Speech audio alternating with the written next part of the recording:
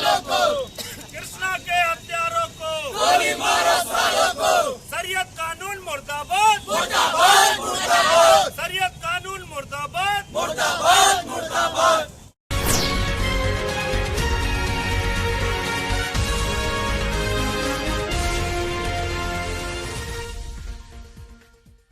राष्ट्रीय हनुमान दल जिला महानगर इकाई बरेली आपका ध्यान आकर्षित करना चाहते हैं कि हाल ही में कर्नाटक में शिवमोगा में बजरंग दल के कार्यकर्ता भाई हर्षा हाथरस उत्तर प्रदेश भाजपा युवा मोर्चा के कार्यकर्ता कृष्ण यादव की कुछ अज्ञात जिहादियों द्वारा हत्या कर दी गई। इन दोनों प्रकरण में राष्ट्रीय हनुमान दल आपसे यह मांग करता है इस हत्याकांड में जो भी अपराधी लिप्त हैं उनको तुरंत गिरफ्तार कर फांसी की सजा दी जाए। साथ ही दोनों पीड़ित के परिवार को 30-30 लाख रुपए मुआवजा, सरकारी नौकरी व परिवार को सुरक्षा प्रदान की जाए ताकि भविष्य में इस तरीके से अनहोनी न हो। महोदय, जिहादियों के हौसले बुलंद हैं। इन दोनों प्रकरणों में अगर सरकार के द्वारा तुरंत कोई कार्यवाही नहीं की गई तो राष्ट्रीय हनुमान दल आर पार की लड़ाई लड़ने के लिए सड़कों पर उतरेगा। अतः श्रीमान जी से निवेदन है कि इन दोनों प्रकरणों में कर्नाटक सरकार व उत्तर प्रदेश सरकार उचित कार्रवाई का आदेश करे ताकि दोनों परिवार को न्याय मिल सके। राष्ट्रीय हनुमान दल आपसे यही उम्मीद करता है। तेज बरेली न्यूज से जमीर अहमद की रिपोर्ट।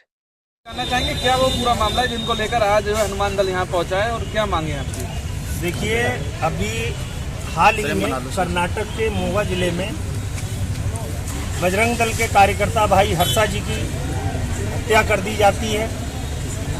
वो हत्या प्रकरण सुलझ नहीं पाता, उसके तुरंत बाद ही हाथरस उत्तर प्रदेश में भाजपा युवा मोर्चा के कार्यकर्ता कृष्णा जी की हत्या कर दी जाती है। और इन दोनों हत्याओं का जो अभी एक माहौल हिजाब को लेकर के चला है कि शरीयत कानून के तरीके से हम मानेंगे साहब, शरीयत कानून के हिसाब से हिजाब को लेकर के एक पोस्ट डाली गई थी कर्नाटका में उस कार्यकर्ता के द्वारा, जिसके विरोध में उसकी हत्या कर दी गई। भारतीय संविधान के अनुसार भारत का ड्रेस कोड चलेगा, ना कि शरीयत के कानून के अनुसार। और इसका जहां पर भी विरोध हो रहा है, कुछ जिहादी मानसिकता के लोग हैं जो ये चाहते हैं कि शरीयत के हिसाब से भारत का सिस्टम चले, जो संभव नहीं है क्योंकि भारत में संविधान लागू है और संविधान के ही अनुसार सारे कार्य होते हैं। इसी के अंतर्गत कहीं ना कहीं इन्हें हत्याएं जो भी हो रही हैं वो सब इन्हीं प्रकरणों को लेकर के हो रही हैं। और इसको लेकर के पूरे भारतवर्ष में समस्त हिंदू संगठनों में, हिंदू समाज में रोष व्याप्त है। और उसी प्रकरण को लेकर के आज सब हम लोग राष्ट्रपति महोदय को ज्ञापन आदरणीय जिलाधिकारी महोदय के माध्यम से देने आए हैं। और हम लोगों की ये मांग है कि उस पीड़ित परिवार के साथ न्याय किया जाए और इन हत्यारों को तुरंत फांसी की सजा दी जाए, 30-30 लाख रुपए मुआवजा, सरकारी नौकरी और परिवार को सुरक्षा दी जाए।